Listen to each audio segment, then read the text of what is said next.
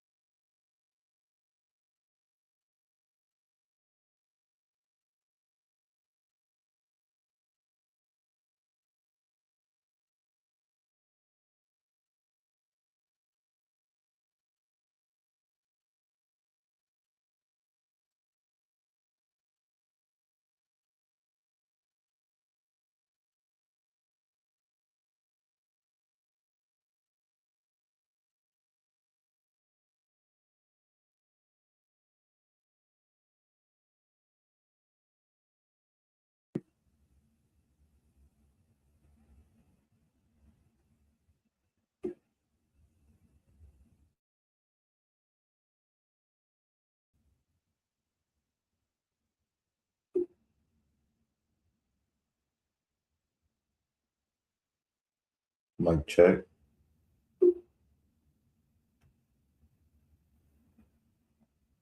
Mic check.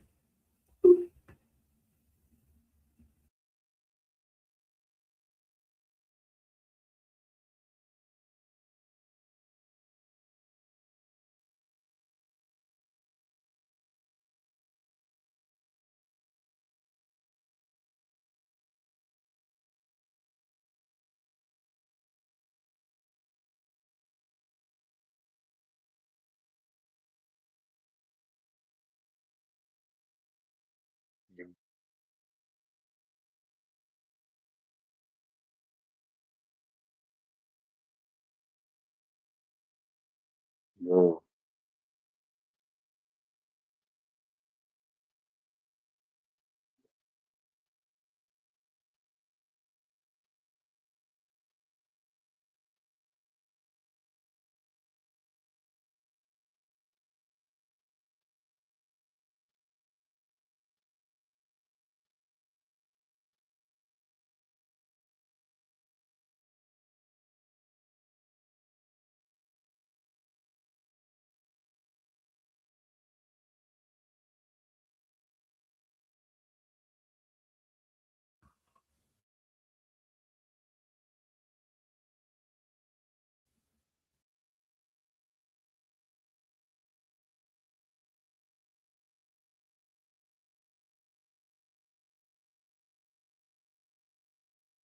mic check, mic check.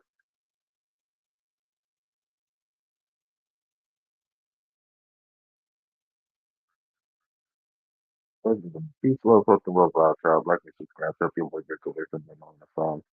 My name is not important. What is the fact that I'm here on behalf of the sake of the with a heart. Understand that when you come here, this is 5 days for the soul, chicken noodle soup for the spirit, and 90 and 30 days for the meat. Understand that this is one of her areas of the maintenance expectation. So, with being said, we have a very, very, very special edition. We'll get to another episode Removing Manifestation Blockages, long-term effects of childhood abuse on adult mental health. Okay, so here you will see on the screen um, something I feel like is very important to start off this presentation with. And what that is it says, watch time, you know what? Let me do this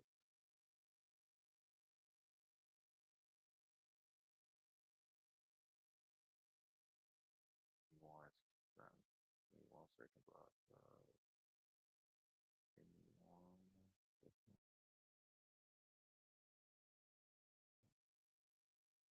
Let me do something.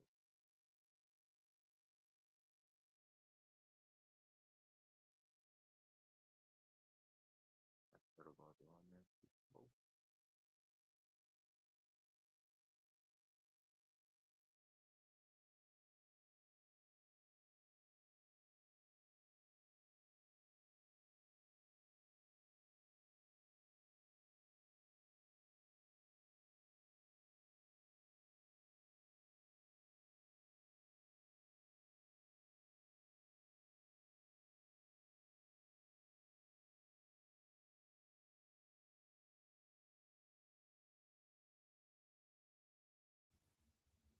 Okay.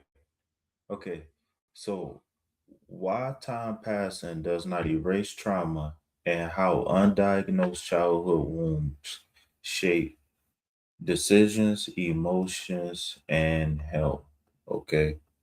So, I feel like this is very important to do this episode because of um, not only the trajectory of the channel, but also what I've done, some of the work I've done on some of my other channels. And so, what I really want to emphasize is the fact that time passing doesn't erase trauma. Okay, that is very important to understand. When you're dealing with trauma, uh, it's almost like what they call it, carbon monoxide or something, the silent killer. Um, in my opinion, you can definitely compare it to that. And the reason why is because if you don't know the signs and symptoms, by the time you do notice, it might be very late in the process. Okay. Okay. So trauma pathway from childhood to adulthood. Child abuse goes unrecognized oftentimes. Children oftentimes live in chronic stress, okay, and because oftentimes they're overparented or they're made to feel like their opinion don't count or they don't have a safe space to express, these things go unnoticed, okay. So what happens is that child abuse and chronic stress alters the brain development. Okay, so especially through the child's first 8 years, right before they start gauging right and wrong, those years they're just basically sponges soaking up everything in their environment, passively as well as consciously. Um, and so, with this being said, without the proper way to categorize or understand what you're going through, um, it can have long term effects. Okay. And what we're going to talk about here is kind of like the basal level of where the long term effects come from. Okay. So, first thing we look at as a dysregulated nervous system. Remember, the child is not a conscious adult per se, even though you can ask them if they like chicken or if they don't like nuggets or whatever. Um, they might know that they like chicken nuggets, but they don't really understand the difference between a, a veggie and a meat. You know what I'm saying? For maybe that's a terrible example, but um,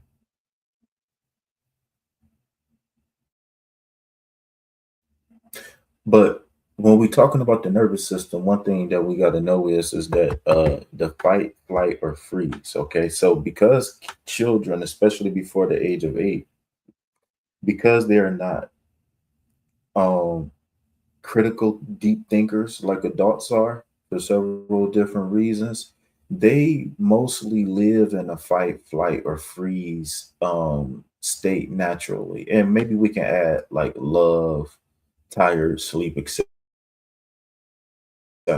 But even if you tell a child that's the president, he's the most powerful person in the world, they won't grasp that concept for many different reasons. Okay, so when you have dysregulated nervous systems, um, this eventually turns into unbalanced adult mental health patterns, symptoms, and decisions. All right, and we're gonna dive into that a little bit deeper. Okay, so how childhood trauma changes the brain. All right, so please do your research. Actually, we got a couple of these parts of the brain highlighted on the thumbnail, right? But just a very light, very light skim over some of the basics, right? Um, the amygdala is affected. Okay, And it becomes overactive to threat detection. Okay. That means that this is a person who's always on the lookout for something to go wrong. All right. They're always nervous. Oftentimes, this is expressed as children needing very detailed instructions to do what us as adults will call the simplest of tasks, right? Prefrontal cortex. Okay, the prefrontal cortex is affected. And before I continue, I got to say this. Oftentimes, I hate to use this word because of the cognition that goes with it, but oftentimes when a child goes through long-term periods of stress, it it slows down the growth or even retards or makes the area of the brain shrink.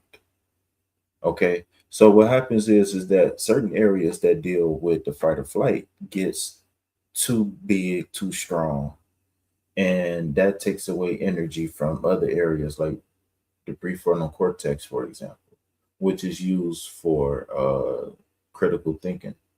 So before the critical thinking apparatus even fully develops, right, which it starts to develop at around the age of 8, it's already hampered or cluttered or shrunken, physically, literally shrink. Okay. So this leads to reduced emotional regulation under stress. This is when a little kid is in school and they got five, take away seven.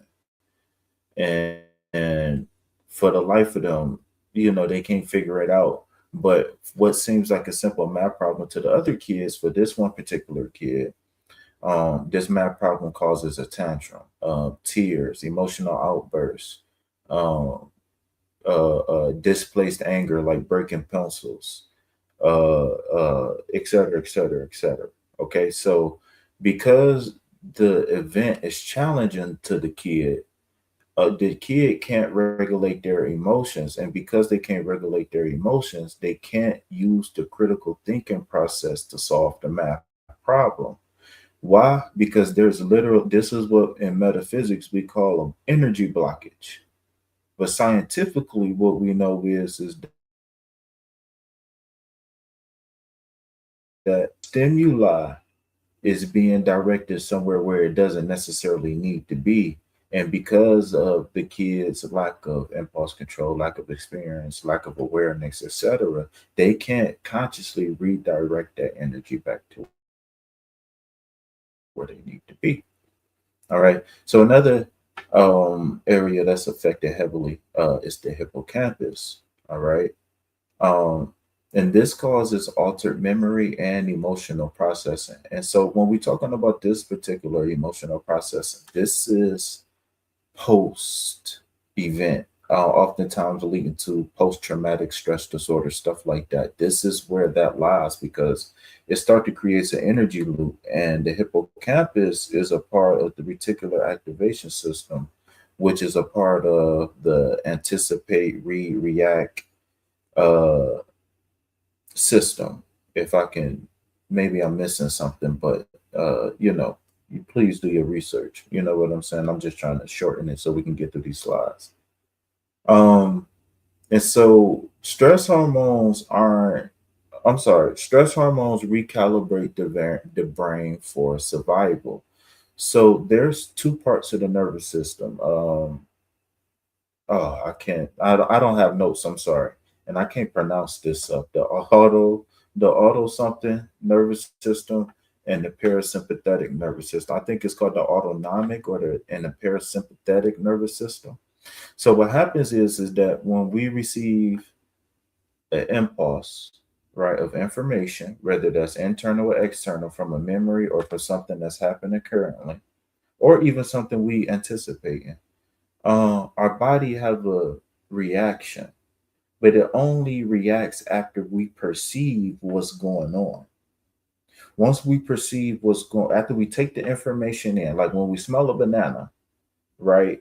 The information goes from our nose to our brain, which is the smell. It's a The smell is a physical thing. Even though we can't see it, the smell is a physical thing. And it goes up, it stimulates, and we're gonna talk about being overstimulated later on in the slide presentation. But it stimulates, and then you have a physiological reaction based on a number of factors. What you think about bananas, if you're hungry right now, if you're really hungry, and if bananas is your favorite, if you're allergic to bananas and you don't like bananas, you might have a different reaction versus somebody else who is the opposite, et cetera, et cetera, et cetera. So when you constantly fight, flight, or freeze, no matter what age, but in particular, we talking about childhood, and we build into something. So bear with me. Stress hormones recalibrate the brain,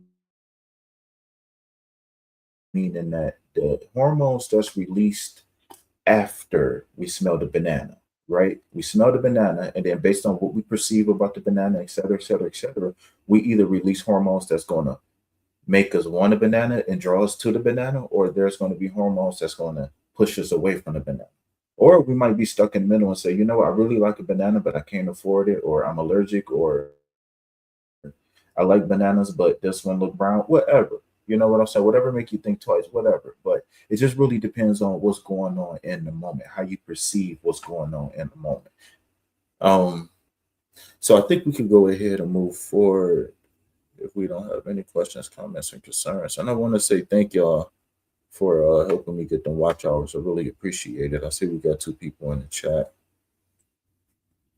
All right, so let's go ahead and move forward to slide number 4. All right, nervous system impact of child abuse. Okay, so we got what's called hyper arousal and hypo. Okay, hyper, I believe, hypo is when something is slowed down. Okay, so I really think that I'm gonna continue. So when we dealing with hyper arousal of the nervous system, we essentially begin to deal with anxiety, with anger, with hypervigilance, which is being on the lookout for threats, and insomnia. Okay, and when we dealing with hypo arousal, we begin to deal with numbness, with depression, with disassociation of reality. And then this creates the survival cycling. Okay. And that's where the hippocampus come into play at.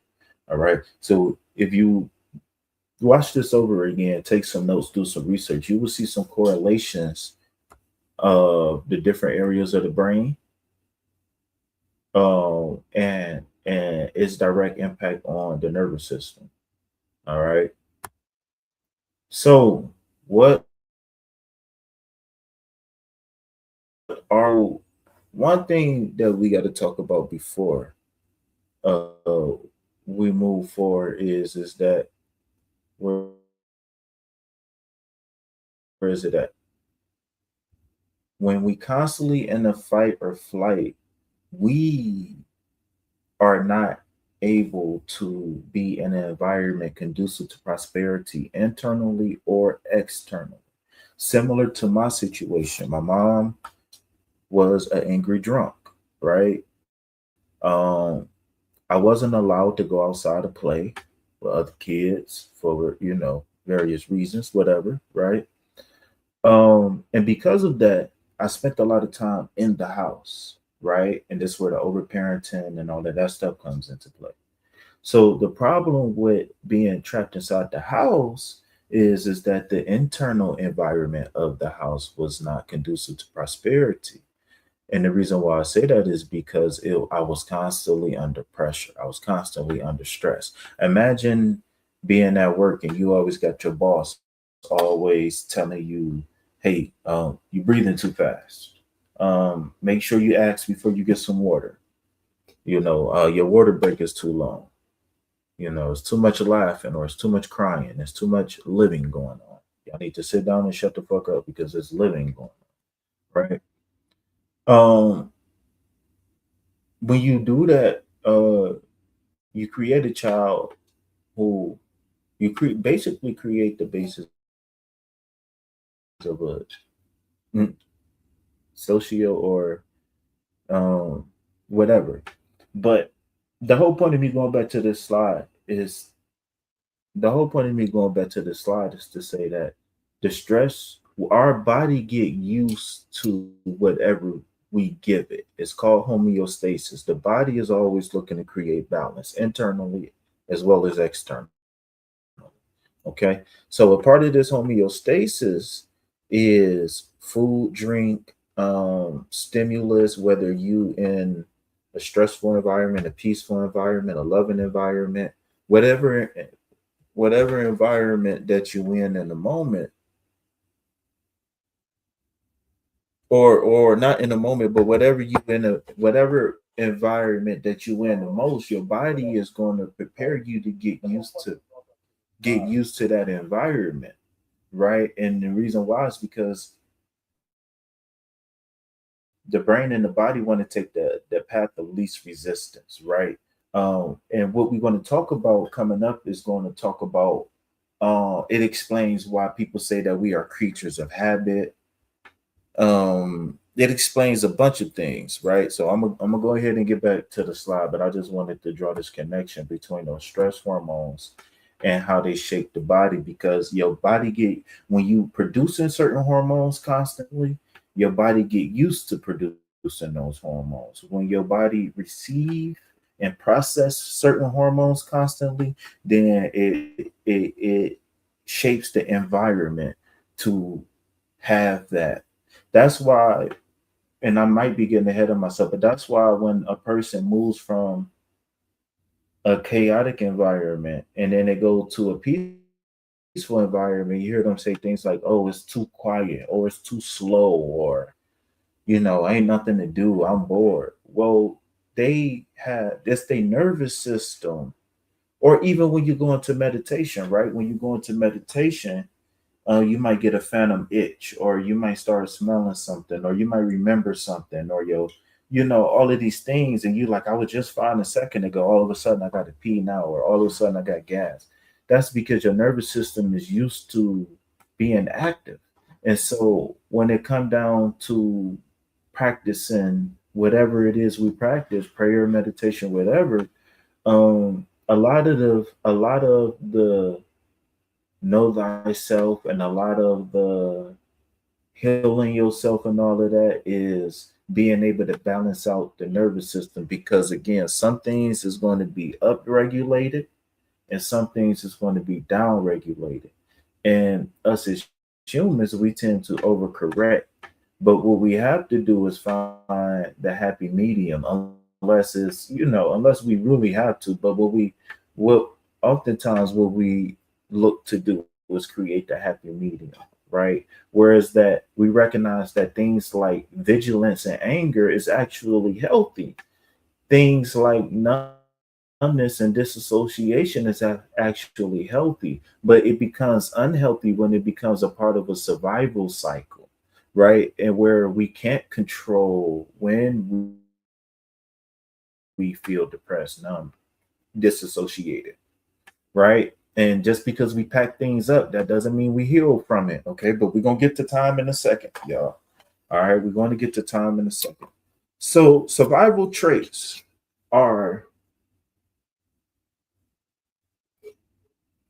nervous system driven behaviors learned in childhood to stay safe. They are adaptive responses to chronic threat and not personality flaws. Okay. So really quick, when we say that these are not personality flaws, we might date someone, or we might have a class, or we might have a whatever, a, a, we might adopt a child, or we might have a roommate, or anything, co-worker, anything, and they might have some of the traits that we're going to talk about here in this presentation, and we might think like, oh, that's just that person, they're just like that, whatever, and they like being like that, they don't care, whatever, whatever, and that might not necessarily be the case. right? These could be traits that was developed as a child for that person to stay safe, right? And this is when we start to talk about impulse control, et cetera, et cetera, et cetera. And the reason why that's important is because we're talking about people who are not thinking about right and wrong there in the moment. They are read and react in the moment. Okay. All right. So common childhood survival traits: hyper independence, people pleasing and fawning, emotional shutdown, perfectionism. I'm sorry, hypervigilance, control, and uh, rigidity, or however you say it. I don't know. Uh,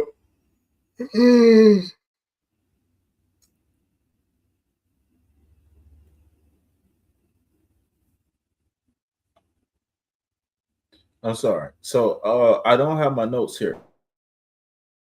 So the proper, and we're going to talk about this a little bit moving forward. But the proper definition of rigidity is to be inability to be too bent or forced out of shape. All right. So it's basically saying like someone is rigid, meaning that not that they're rough, like they have rough edges, but they're not easily persuade. They're stubborn. It's a lot of terms that goes into that, and I don't want to, get too caught up on that. But let's go to number one: hyper independence. Okay, childhood adaptation. What does it look like when you're adopting as a child? Adapting as a child. I'm sorry, not adopting, adapting. Uh, you begin to think that help or positivity, uh, for one, feeling safe or anything like that is unavailable, was unavailable, and probably begin to believe that it's always going to be unavailable.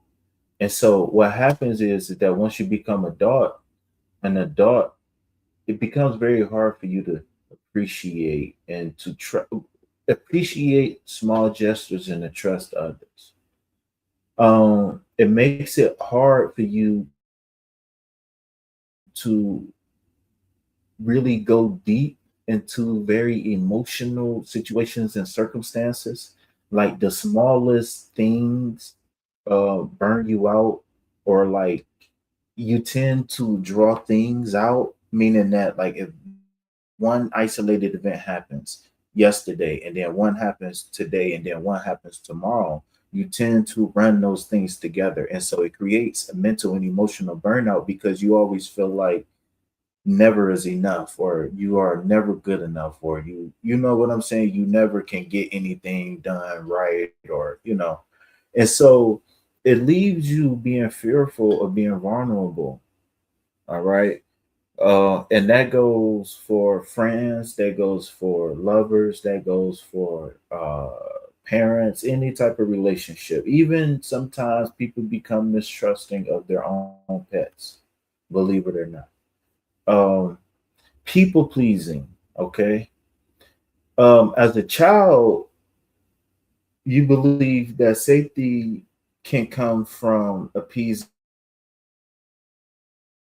others. Well, you learn that safety can come from appeasing others, and you tend to rely on that as an unhealthy source of love.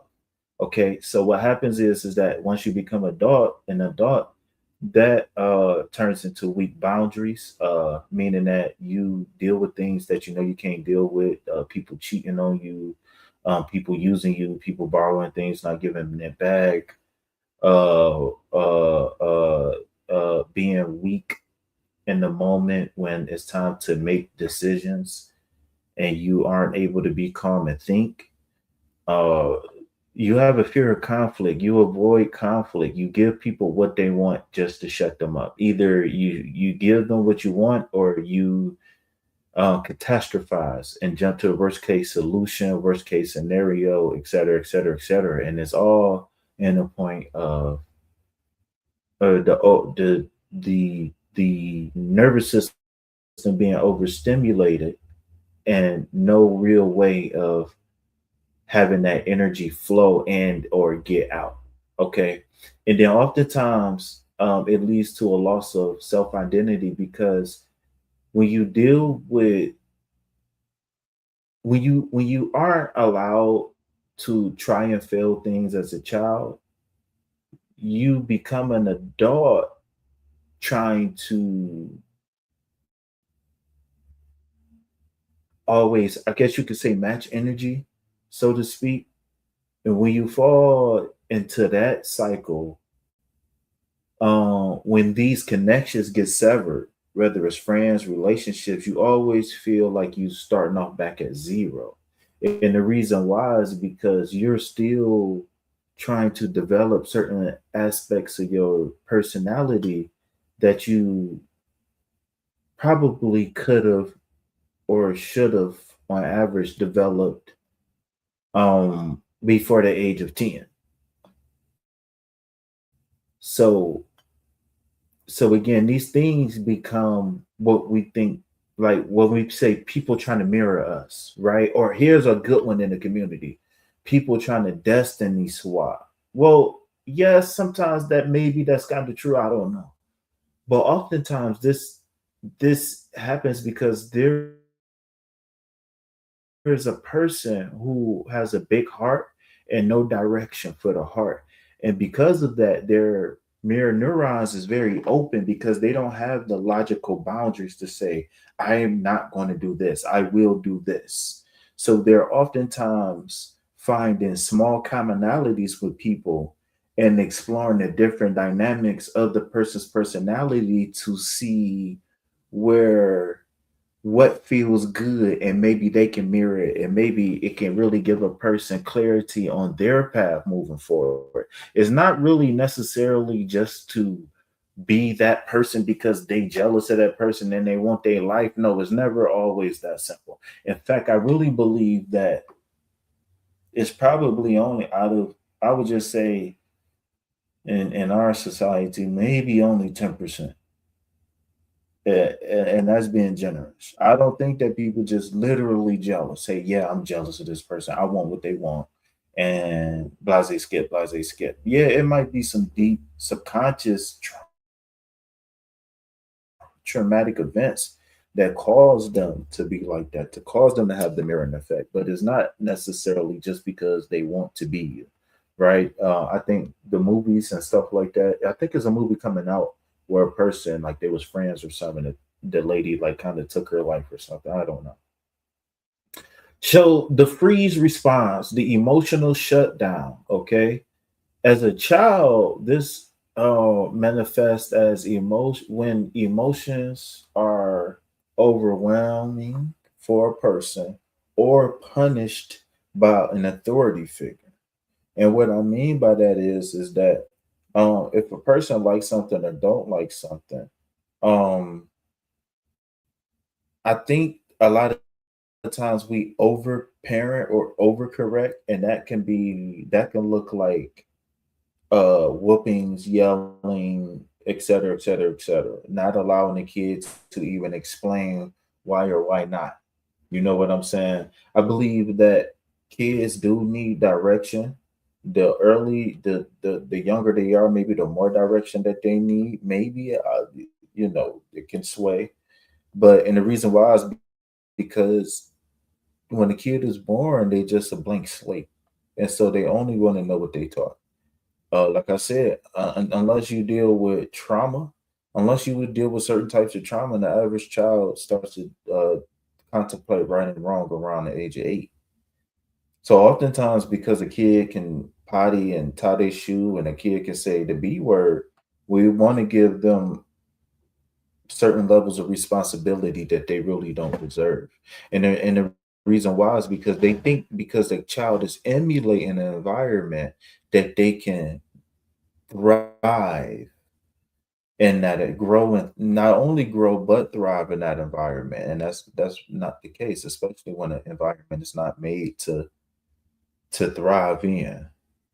So when emotion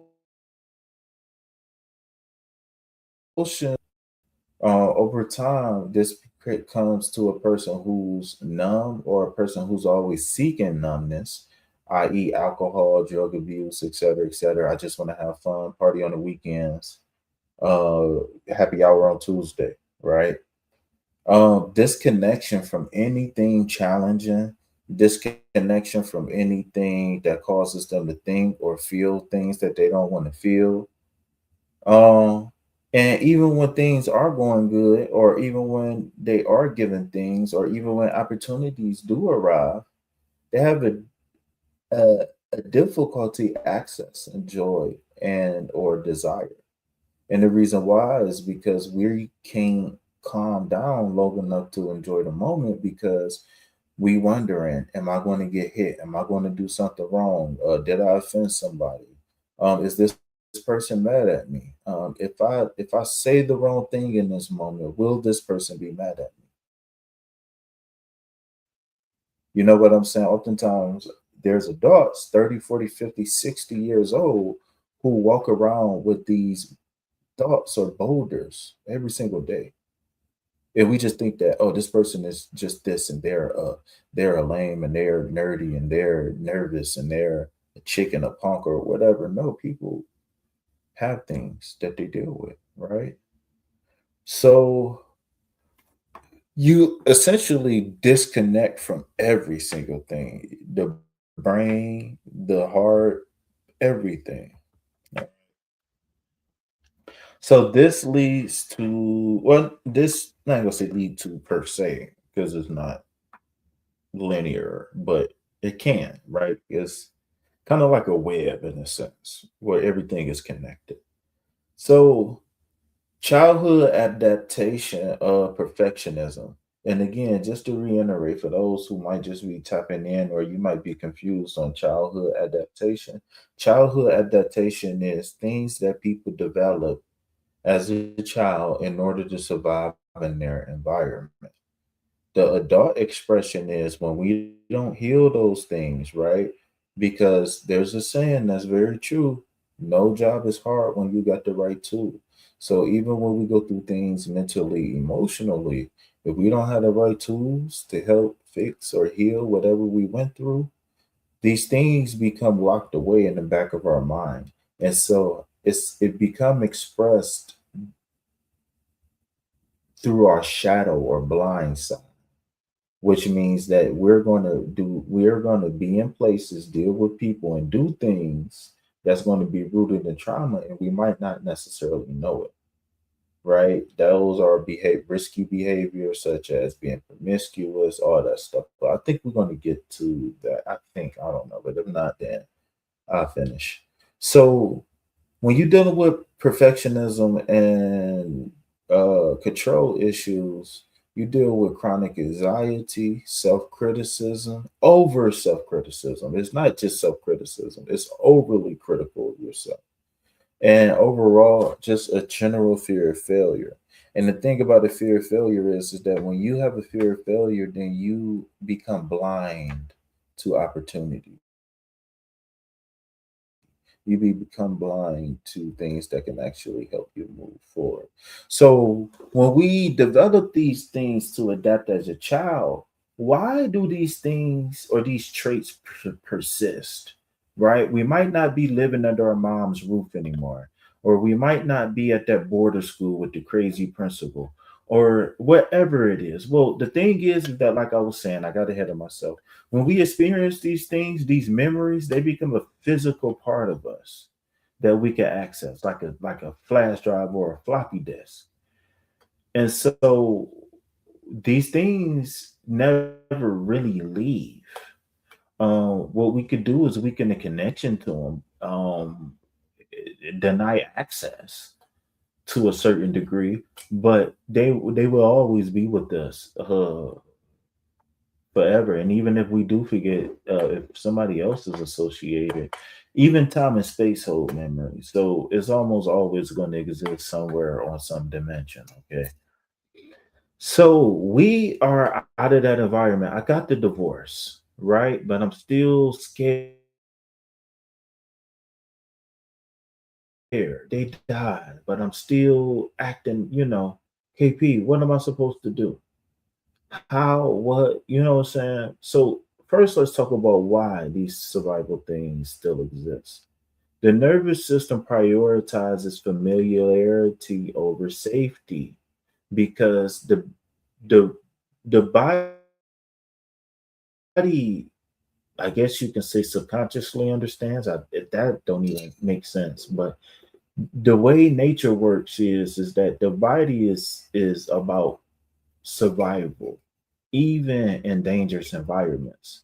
Survival is key. That's why we can enter into fight, flight, freeze, etc. But those things are meant to be temporary. Those things are not meant to be long term, right? For example, long term sadness is called depression. You know,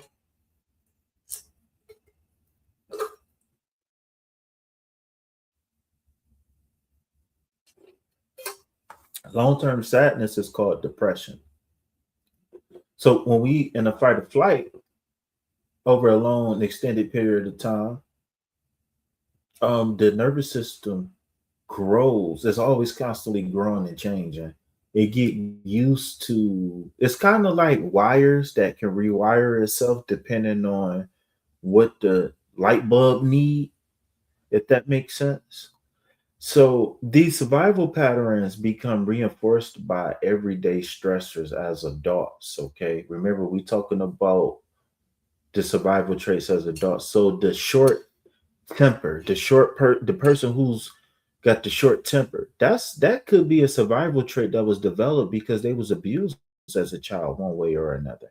And one thing that I forgot to mention in the beginning, remember when we mentioned abuse, remember we're not putting our finger on one particular abuse over the other. And the reason why is because just like there's many different abuses that can happen, there's many different combinations of results, or there's many different combinations of effects that it can have on a person.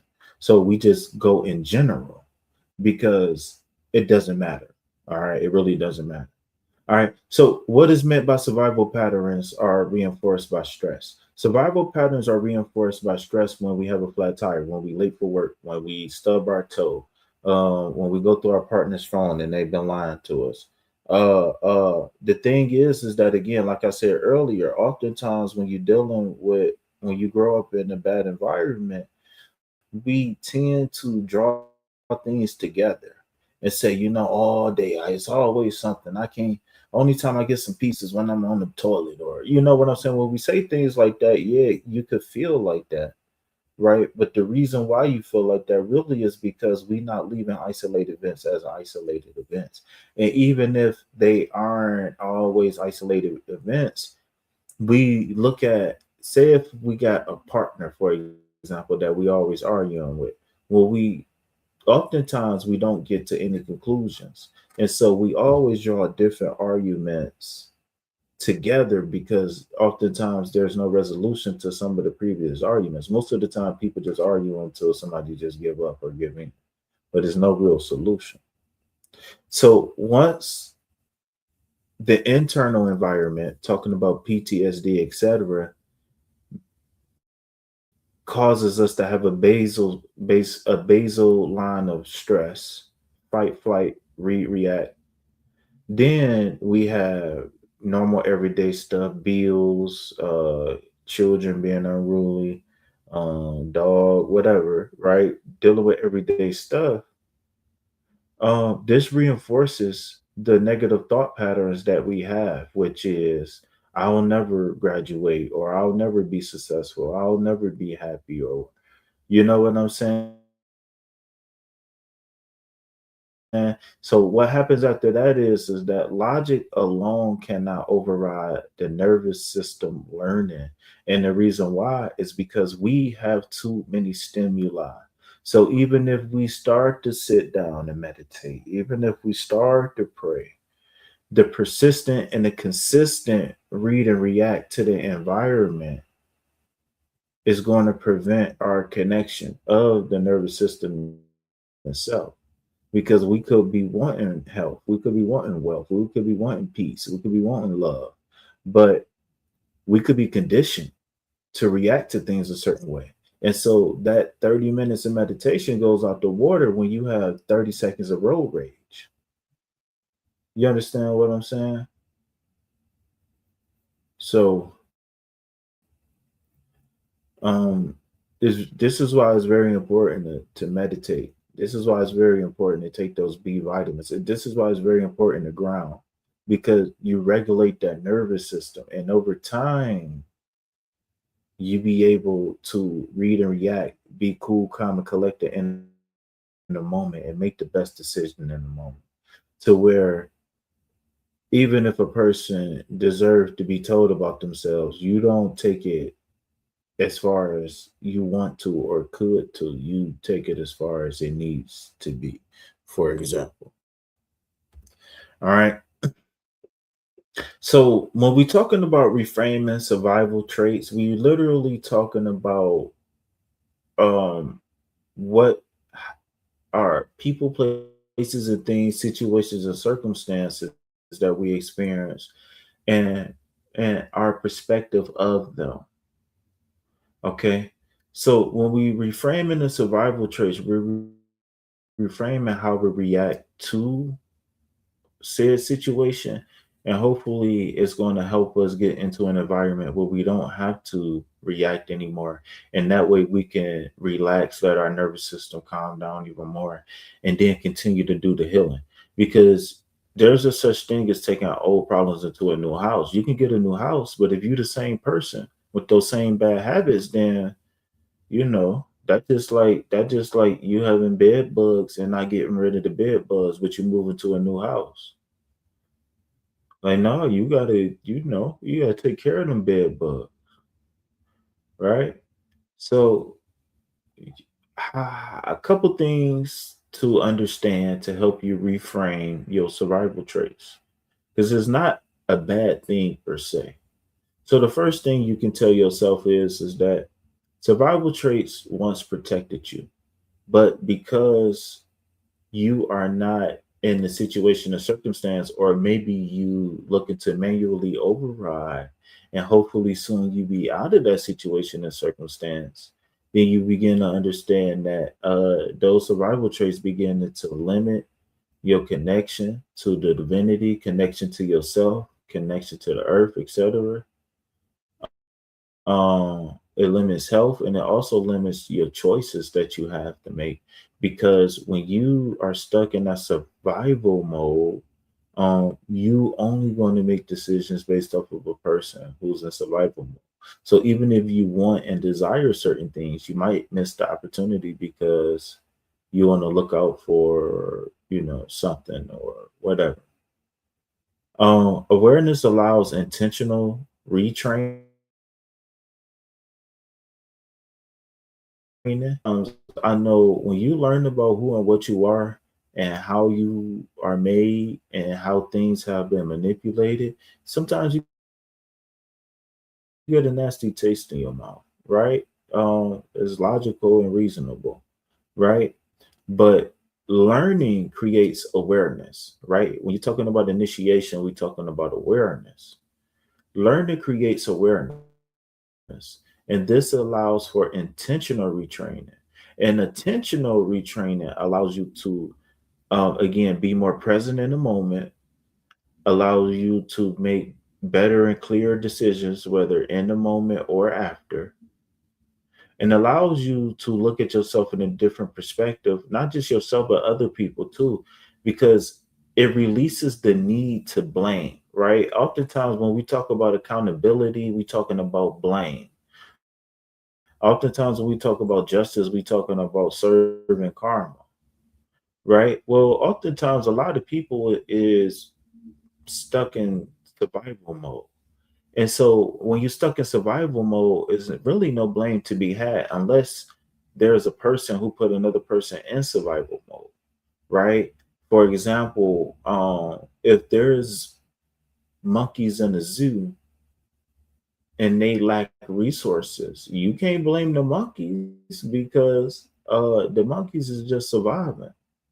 You blame the zookeeper because the zookeeper is responsible for providing the resources for the monkeys, right? So I don't know if you can, talk about, politicians or what or what or what, but when you in a classroom, in a room, in a work environment with a bunch of people who's been through similar things as you, when you look at the world from that lens, then you start to understand like, well, maybe this person is an asshole. Maybe this person is a good person, but they just feel like, or not even they feel like, but this person is stuck in survival mode. So the only way they know how to react is how they react, because that's the only way that they know that they can be safe. Or if they got to fight or flight, they garner up that energy to do so. So let's go ahead and get through these last little couple, y'all. So, how can trauma informed coaching help? Okay, so first thing I want to say, if you made it to this part of the video, I see we got what, two people here. Thank y'all for helping me get my watch hours. Thank you for sharing the video, etc., etc., etc. All right, so understand that I am a coach, and one of my specialties is trauma informed coaching. And what that is a person who coach, which is not as regulated. It's not really a regulated industry per se, but different coaches have different specialties. So a trauma informed coach would be a person who would be able to help a person who's dealing with things like PTSD, depression, personality disorder, et cetera, et cetera, et cetera. All right. So, trauma informed coaching can help you identify survival based patterns. Okay. You could personally probably identify with a few of these patterns. But there's many other patterns and stuff like that that isn't talked about in this presentation. And so working with a professional would definitely help you see things a lot clearer, because there could be things that could be a result of something, but you could think that it's the main reason of something. And so dealing with somebody can just help you overall really, really get down to the key core of why we are experiencing what we are experiencing right here, right now, today. So, trauma informed coaching can teach nervous system regulation. All right. So, there is not enough time here to really cover everything. But we can talk about a few things like breathing, detaching from stimulus, detaching from the senses, right? Closing your eyes, meditating, playing music, etc., etc., etc. Eating healthy, there's many different things that you can do to get that nervous system back, um, not in survival mode, but in a mode that's conducive to growth and prosperity, and not just for you, but for everybody involved, right? So it separates past threats from present reality. All right, so there's a difference between um a download or a divine message or a telepathy and a projection of a fear. And I hate to say it like that because I'm not trying to minimize anything, but sometimes we anticipate things that could possibly exist, but there's no guarantee. But one thing is that if we become fearful of things that we anticipate, the fear and the anticipation alone, those two things separately combine to make a strong force that could cause a situation or circumstance to come full circle. So sometimes not giving things your energy keeps things coming from full circle because you don't have that connection of brain heart coherence um between two organisms, two or more organisms.